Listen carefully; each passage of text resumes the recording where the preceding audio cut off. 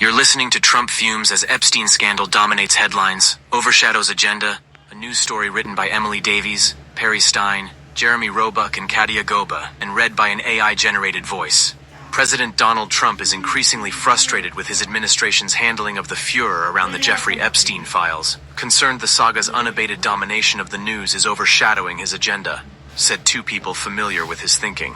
His exasperation follows weeks of missteps and no clear strategy among top officials who underestimated the outrage, especially from the president's base, and hoped the country would forget about the unreleased Epstein files and move on, according to nearly a dozen people close to the situation, many of whom spoke on the condition of anonymity to disclose internal deliberations. "This is a pretty substantial distraction," said one person close to the situation. "While many are trying to keep the unity, in many ways the DOJ and the FBI are breaking at the seams. Many are wondering how sustainable this is going to be for all the parties involved, be it the FBI director or attorney general." Despite his frustration, Trump has been hesitant to make personnel changes, according to another person close to the president. He does not want to create a bigger spectacle by firing anyone, this person said. At the center of the storm is Attorney General Pam Bondi, who for months made releasing the FBI's Epstein files one of her signature initiatives. Her pledge intensified the clamor among members of Trump's right-wing base to release the files amid speculation that the undisclosed evidence could implicate the financier and sex offender's rich and powerful friends. But over the July 4th holiday weekend, Bondi, her top deputy, and FBI leaders gave final approval to an unsigned memo about the Epstein files that ignited a whole new furor. The memo said the Trump administration had found no evidence to dispute that Epstein died by suicide in jail in 2019, and said there was no client list that would lead them to prosecute anyone else. Additionally, the memo said no more documents would be released in order to protect the privacy of victims. A firestorm of criticism has since consumed all three branches of government, given the Democrats a powerful new line of attack, and left Trump struggling to respond to the most intractable political crisis he's faced since his return to the White House. "They completely miscalculated the fever pitch to which they built this up," said Stephen A. Salzberg, a former Justice Department official in the Reagan and George H.W. Bush administrations who teaches at George Washington University's law school. "Now they seem to be in full-bore panic mode, trying to change the subject and flailing in an effort to make sense of what makes no sense." For weeks after the memo's release, Trump and Bondi spoke on the phone nearly every day, as they often do, according to two people familiar with the calls, amid a blowback that, unlike the president's previous controversies, has refused to abate from the headlines. A steady series of announcements from the administration has failed to quiet the clamor, including the release of FBI records on the Reverend Martin Luther King Jr.'s assassination, a newly launched investigation into former FBI Director James B. Comey, and even an explosive treason accusation against former President Barack Obama over the 2016 presidential election. And polls continue to show the public is skeptical about what the government is telling it about Epstein. After Trump announced a major trade agreement between the U.S. and the European Union in Scotland on Sunday, a reporter asked if part of the rush to get the deal done was to knock the Epstein story out of the headlines. "Oh, you've got to be kidding me with that," Trump said. "We had the greatest 6 months of any president in the history of our country, and all the fake news wants to talk about is the Jeffrey Epstein hoax," Trump vented on social media this month. Attempts to assuage Trump's base with more Epstein information have often spurred more questions, said several people interviewed by the Washington Post. They cited the FBI's release of 2019 security footage from outside Epstein's jail cell, which was intended to prove that he died by suicide and debunk conspiracy theories that he was killed.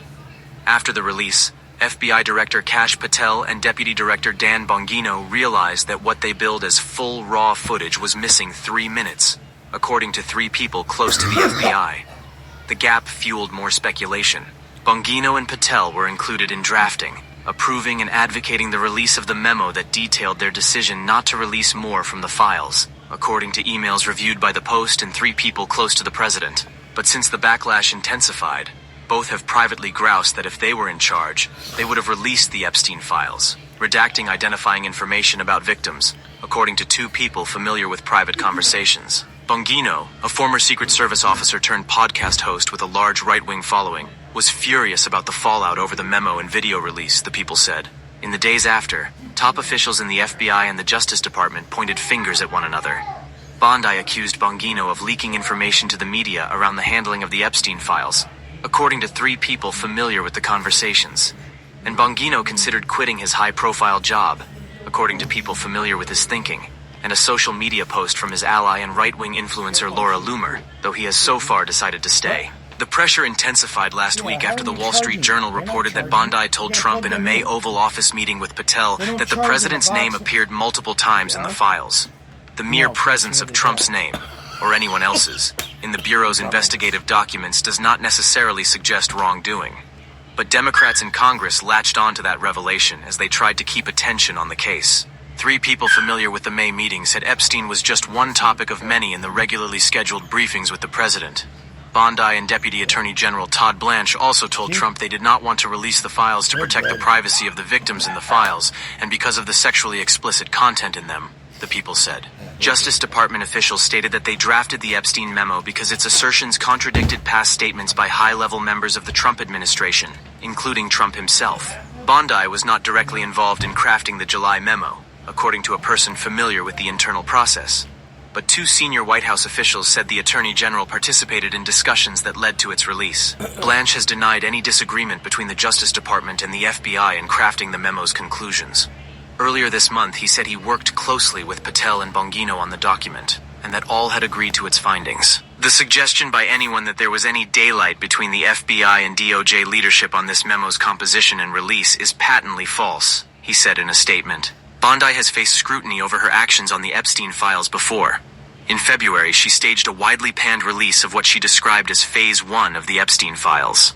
It turned out to be a rollout of mostly already public documents bound in binders marked classified and distributed to hand-picked right-wing influencers at a White House briefing. Many of those influencers used their platforms to lambast Bondi, calling her a liar and demanding greater transparency.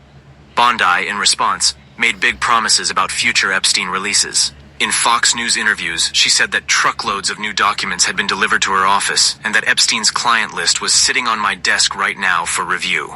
Everything's going to come out to the public, she told Fox's Sean Hannity in early March. The public has a right to know. Americans have a right to know.